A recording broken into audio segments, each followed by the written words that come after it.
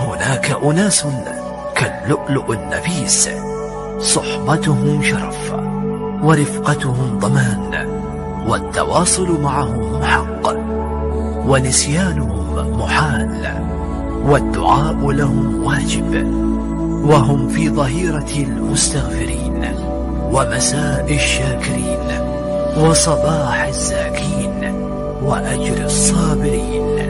إلى من أحبهم قد سر قلبي بحبهم، يدعون لي وأنا أدعو لهم، فيا رب اجعل الجنة منزلا لي ولهم.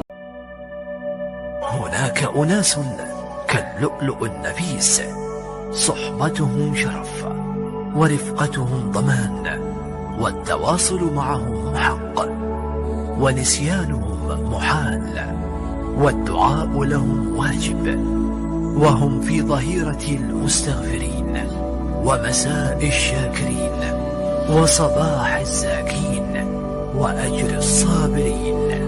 إلى من أحبهم قد سر قلبي بحبهم، يدعون لي وأنا أدعو لهم، فيا رب اجعل الجنة منزلا لي ولهم. هناك أناس كاللؤلؤ النفيس، صحبتهم شرف ورفقتهم ضمان، والتواصل معهم حق ونسيانهم محال، والدعاء لهم واجب، وهم في ظهيرة المستغفرين ومساء الشاكرين وصباح الزاكين وأجر الصابرين. إلى من أحبهم قد سر قلبي بحبهم، يدعون لي وأنا أدعو لهم، فيا رب اجعل الجنة منزلا لي ولهم.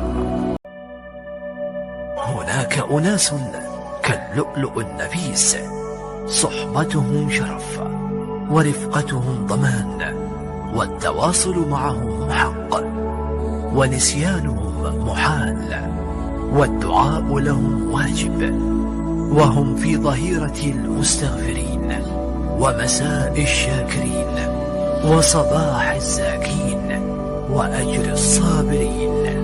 إلى من أحبهم قد سر قلبي بحبهم، يدعون لي وأنا أدعو لهم، فيا رب اجعل الجنة منزلا لي ولهم. هناك أناس كاللؤلؤ النفيس.